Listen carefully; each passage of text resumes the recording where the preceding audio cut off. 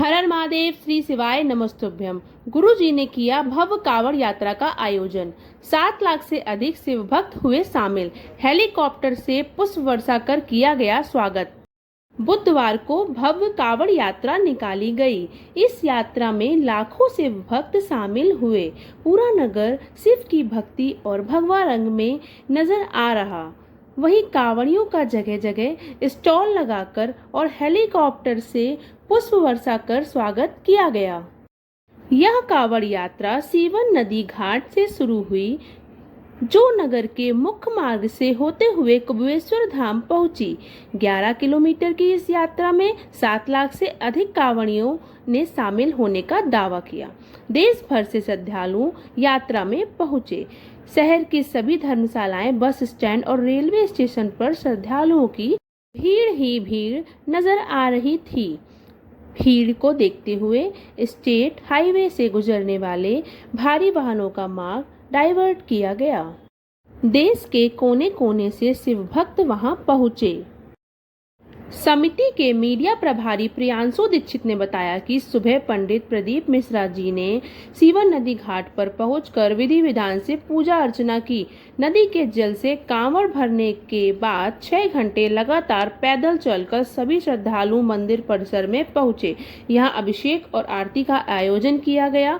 कांवड़ यात्रा में डीजे, ढोल, बग्गी और घोड़े भी शामिल रहे। यात्रियों पर हेलीकॉप्टर से फूलों की वर्षा भी की गई। कांवड़ यात्री हर हर महादेव, श्री शिवाय नमस्तुभ्यम का जयघोष करते रहे।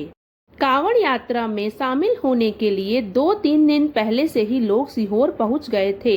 करीब 11 किलोमीटर की इस यात्रा का 300 से अधिक स्थानों पर स्वागत किया गया।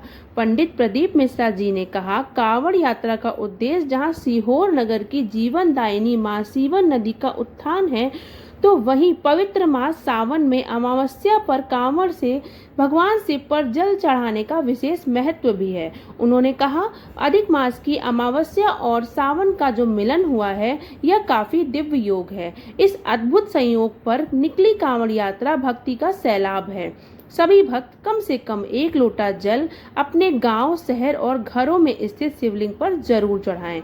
जो भी भक्त श्रद्धा भाव से भगवान भोलेनाथ की पूजा अर्चना करते हैं, जल चढ़ाते हैं, उन पर बाबा की कृपा अवश्य बनी रहती है। विठलेश सेवा समिति के मीडिया प्रभारी प्रियांशु दीक्षित ने बताया कि इस कांवड़ यात्रा ने पिछले साल का भी रिकॉर्ड तोड़ दिया। पिछले 2 दिनों में 10 लाख कांवड़िए यहां पहुंचे हैं, जबकि पिछले साल 2.5 लाख कांवड़िए मंदिर पहुंचे थे। सबसे अधिक डाक कांवड़ियों की भीड़ उमड़ी है। कांवड़ यात्रा के मैनेजर कलेक्टर प्रवीण सिंह ने सीवन नदी घाट पर मोटर बोट और अन्य संसाधनों की सुविधा मुहैया कराई। पुलिस अधीक्षक मयंक अवस्थी ने बताया कि भोपाल से इंदौर जाने वाली भारी वाहनों को सीहोर आष्टा मार्ग से न भेजकर ब्योरा, भोपाल और अन्य मार्गों से निकाला जा रहा है।